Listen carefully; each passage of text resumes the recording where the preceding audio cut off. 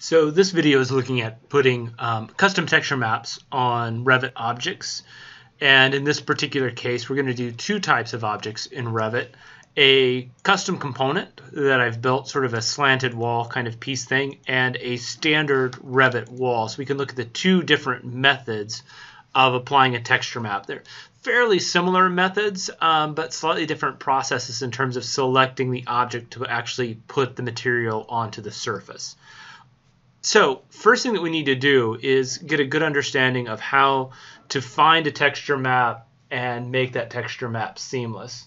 So I'm working with two texture maps in this particular example. One is going to be a natural stone, so a natural picture of sort of a stone bluff, and then looking at some wood. So there are two websites that I would definitely recommend. This, the first one, the stone texture, is pulled off of textures.com, excellent website, and then the other site that I'm using is from Texturer, which is easy to say if you're Ozarkian like I am. Texturer is just kind of rolls right off there. So looking at two different methods, two different types, I would say the hardest thing to make seamless is sort of a natural stone masonry, because the pattern is clear but the shapes are not, and it's really clear when you get it wrong. Things like brick and wood are a little bit tricky to use.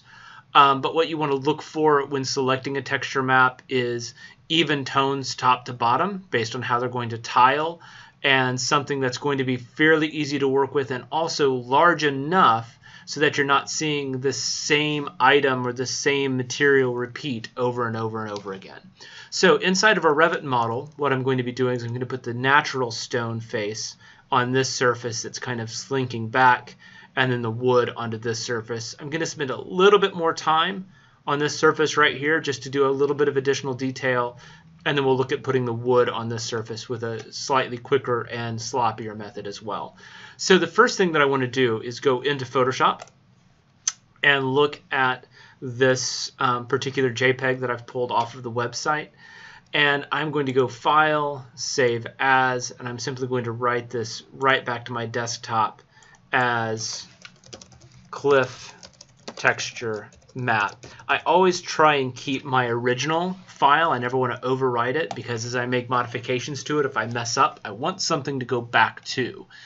So the first step is to make this seamless. I want to be able to have this repeat multiple times laterally. I'm kind of okay with my height on this particular map, but I do want to see what the seam is going to do if this texture repeats 3 or 4 times horizontally across my wall. So the method for that is going to be under Filter, Other, and Offset. And what Offset does is it essentially rolls the image. In this case, I'm only using horizontal, but it's going to roll the image left to right. So obviously I can also do this up and down if I know my texture is going to repeat vertically, but in this particular case, I'm only interested in removing this vertical seam. So two methods to use. The first is the clone tool, and I'm going to set a hardness on my brush somewhere around 50%. I'm going to size the brush as something that's just appropriate to the image. So on the clone tool, I'm going to be clicking Alt to select the part of the map that I want to copy, and left clicking, and then moving over and simply painting out the seam.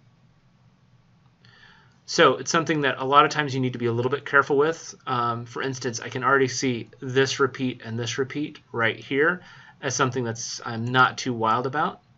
So I'm going to grab a different portion of the texture map of the image and continue to paint that out. And this method works really well. However, the method that I've been opening up with, the method that I've been starting with, has been a tool that's been around for about 3 years or so now, which is the Healing Brush, which is total Photoshop voodoo. Love it. Again, I'm going to select a size for my brush, again, that's just appropriate to the size of the texture map. In this case, I'm going to pull the hardness almost all the way down. And what the Healing Brush is going to do, I want to make sure I'm getting the name of that right, the Spot Healing Brush tool. What this is going to do is it's kind of like an auto clone. It's going to do a little bit better job of randomizing things, And well, if you just kind of watch, it's definitely Photoshop voodoo. So anything that's going to this sort of dark shadow, and if you notice I'm doing a kind of not a straight up and down pattern. In other words, I don't want to do this and simply paint out the seam. I want to give this a little bit of character to it so that you don't pick up on where the healing brush has been applied. But this is simply going to super sample the entire image and then paint that seam out for me. And it usually does a better job than I can do with the clone tool myself because it's a little bit more random. It's going to pick things from all over on the image and repair that part of the image and replace it. So it's super cool. So I'm going to take this and do a file save as, Cliff texture map. I'm going to put a suffix of seam on that. And then I'm going to repeat this process one more time with this image in terms of a save as, but I'm going to go ahead and turn this into a simple black and white image so that I can use it as a bump map. And technically I can use a color image as a bump map, but if you'll turn the image to a black and white, you can adjust the brightness contrast, and you're going to get a little bit of additional control over the appearance of that bump in your final rendering inside of a program like Revit. So I need to desaturate the image, so I'm going to go to Image, Adjust, Desaturate. So I've removed all of the color. Next I'm going to go to Image, Adjust, Brightness Contrast. I typically like to turn Legacy on. It's a little bit more aggressive with the brightness contrast. And I simply want my whites to be whiter, my darks to be darker, do something like that. And I'm going to run just a little bit of a blur on there so that I don't get too much of an aggression with these bumps. What I really want is this to come way in and out and this to come way in and out on the rendering itself. So just running a simple filter, blur, and Gaussian blur. You don't have to do this with every single bump map that you run, but things like brick and stone where you might not want that sort of gritty quality, but you do want that sort of relief, those specular highlights, this is really nice. And you can kind of see the difference between that and that with that blur applied. It's just going to sort of even out, wash out the bump mapping just a little bit. So this is going to get a suffix of bump rather than seam. Cliff texture map, BUMP. So let's go into Photoshop, or not into Photoshop, but let's go into Revit and let's apply those to a brand new material. So I'm going to go to Manage and Materials. And this will pull up Revit's material editor. I'm going to come right down here to my materials and create a new material.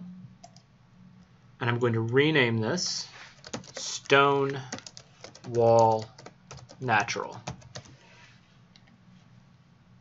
So on this texture map now, what I'm going to do is go to the Appearance tab, and I'm going to replace this 80% gray tone with an image map. And so don't do this. I'm a slop artist. I saved it to my desktop, but Glyph Texture Seam, open. So I now have this image overriding this color.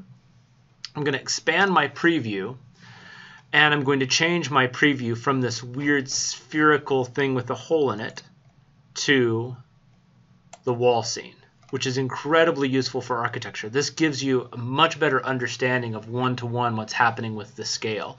And you can see right now this does not look like a natural stone bluff wall kind of thing. It looks like marble. The reason why is it's repeating that entire texture map as a 1 foot by 1 foot square. So I need to make this much larger. So I'm going to come back in to my image, and I'm going to go all the way down to Edit Image.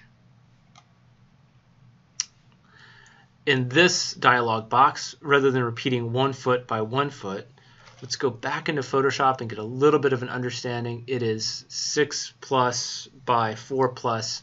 So I really want this to repeat at maybe, let's do the width of 60 feet and a height of, oh, I need to unlink them. So right now this linking, whatever my height is and my width, they're going to match, but this is not a one-to-one ratio. It's a little bit wider than it is taller. So I'm going to go 60 feet wide, unlink them so that I can modify the height.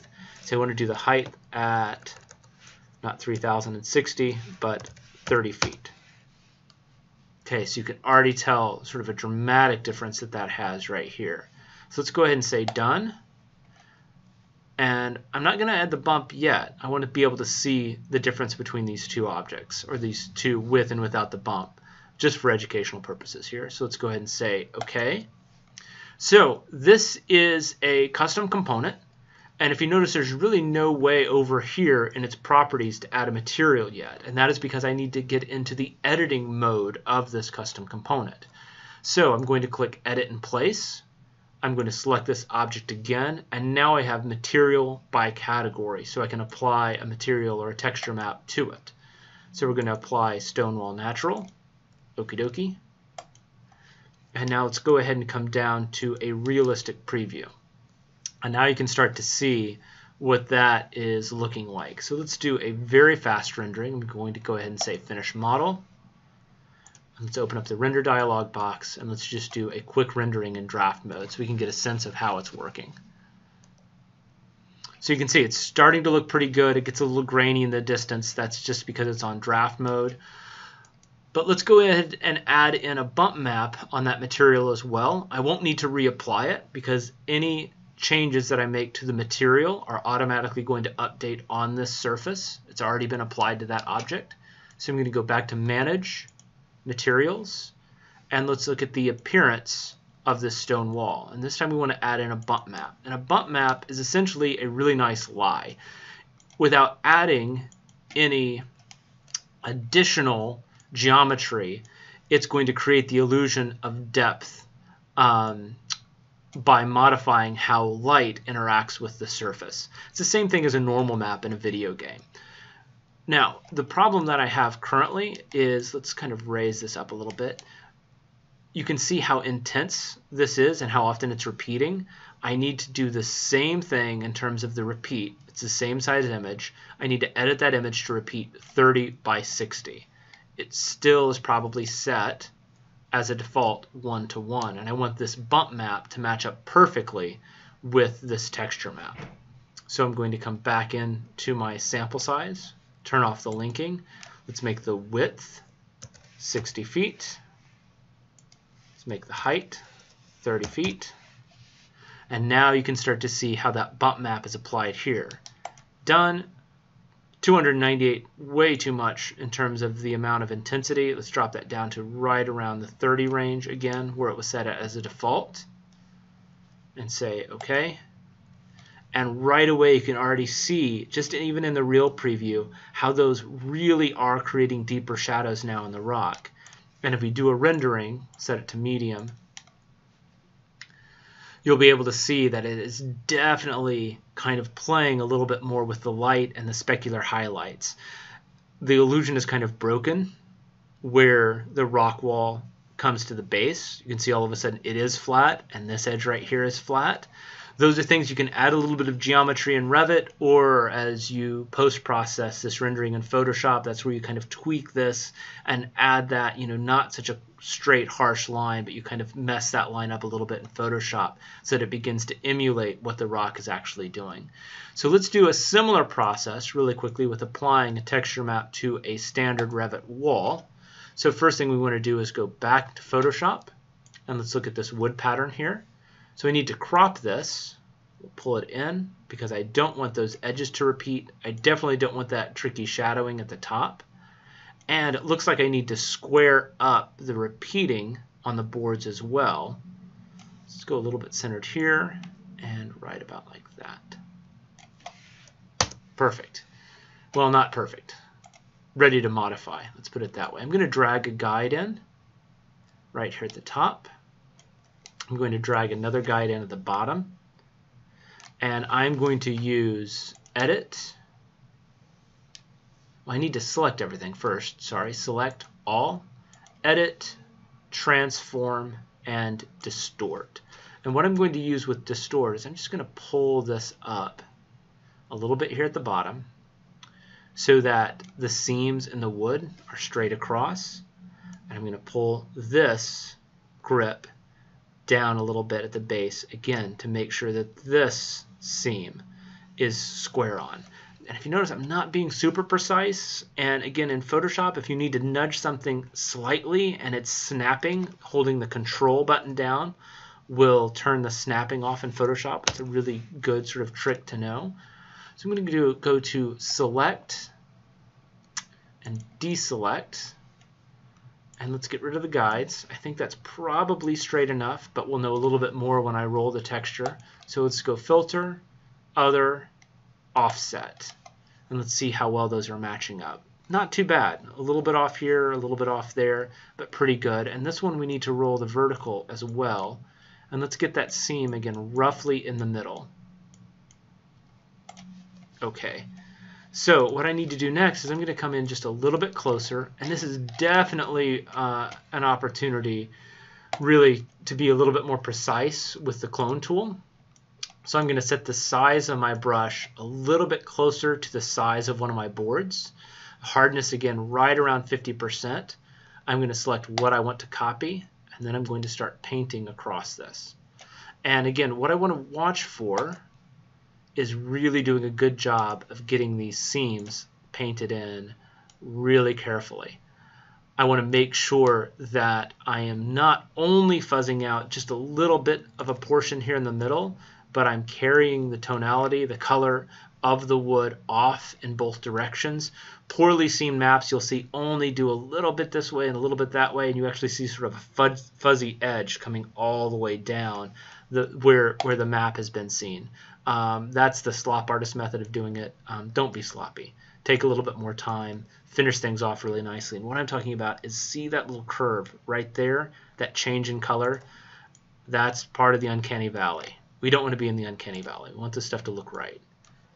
So let's go ahead and continue to do this. I'm not going to bore you with painting out everything, but I just want to show the level of attention that you want to give to these maps, just enough so that when you zoom out, things are looking correct, so that you don't see, well, like that, a consistent oddball kind of seam in the wood. So paint that one in. Come a little bit from this side to get it to match up a little bit. And let's zoom out. And you can start to see that that is looking a lot better. Now, one of the other tricks that I'll do on a regular basis with this is I will come in with the marquee selection tool. This works great for both wood and brick, as I might come in and select from center of a seam to center of a seam. Edit, copy, edit, paste, move, and I can replace an entire board or an entire area of a board with something like that. And again, what that does is that sort of breaks up that vertical pattern where you kind of see a little bit of this edge here and this edge here. It starts to break that up a little bit, and you're touching up a slightly different area. So, you know, I will come through and do this with a few boards just to help out those seams that are a little bit more difficult, and just to make sure I'm breaking up the pattern, that I'm not falling too much into a rut of having this sort of consistently painted out edge through here. So you're starting to get the idea. Hopefully you're starting to see what's going to work well with this. Just because I feel like I have to, I'm going to paint out this one little bitty edge right here. Let's get rid of that knot. Oh, I need to be on the right layer for that. Let's flatten this back down again, flatten image, so that I can paint layer to layer. Let's do that. And a little bit of this. That was terrible. I guess at the end of the day, what I would try and say is don't settle. None of this stuff takes too long. It's just more of a willingness to kind of come in and make sure that these things are looking correct. Okay, so you get the idea. This is starting to look pretty good up here. This is somewhat acceptable. This is less acceptable. This is terrible. So we can kind of look in Revit and see how that is going to play out and repeat. So I'm going to go Save As. So we're going to say this is a JPEG, again, sloppily, to my desktop. Wood, siding. Well, I'm going to call it seam even though it's not seam. Okay. So inside of Revit, on this wall, this is a slightly different system than a custom component would be. I'm going to select that wall, and I'm going to go to Edit the Wall Type, So basic wall, generic 8-inch. I'm going to edit its structure and apply the material inside of its structural properties. So edit by category. Oh, I actually haven't made my wood material yet. It's a good time to do that. Create new material. Default material, rename, wood, cap locks, wood, siding. Appearance. I'm going to replace the color, again, with the texture map. I do hope I saved those. Good. There we go. Wood siding seam. So you can start to see this again. Let's set our preview to the wall with the chair. So it's definitely too small. Let's edit the image to be more about the size of 10 feet in height, 10 feet in height, and probably about 20 feet in length. Yeah, it looks much better there in the preview. Done. I can do the same trick again in Photoshop, turning it black and white, or let's just kind of risk it. Let's go ahead and turn on the bump map, and we'll use the same image this time. So I might have a little less control over exactly how it's going to work, but we'll set our width again to 20 feet, my height to 10 feet, oh good grief, 10 feet. For some reason, I just cannot type during this preview. There we go. Now that's working for me. Done. I might need to be just a little bit more aggressive with it in terms of the lights and darks. So you can see I'm getting a little bit too much detail, like the knots in the wood, the holes in the wood are a little bit too aggressive. If I turn this black and white, I can get that looking a little bit better, but it's kind of cool. So let's go ahead and say OK to that. So now my material for every generic 8-inch wall, the ones that I currently have or any generic 8-inch walls that I make in the future, will have that texture map on them. So let's say OK to that. And I now have that wood siding as well on that wall, and both of those are ready to render. And again, you can see some of the things that need a bit of additional work. That darker wood right there is tiling. So to be honest with you, my fix for that would probably be to crop a slightly smaller image, not including that darker color, and then I need to continue to work to paint out those seams so that I don't see them. They're really clear right here and again right here. So getting rid of those is going to make that seam a little bit better horizontally, and definitely seem a little bit better vertically on the repeat. So those are the things to look for. Adding that bump map gives you that extra bit of realism in terms of how light's going to interact with the surface, and making sure that things are seamed really well in Photoshop using that filter offset tool will keep things from repeating and kind of looking ugly in terms of your final rendering out of Revit.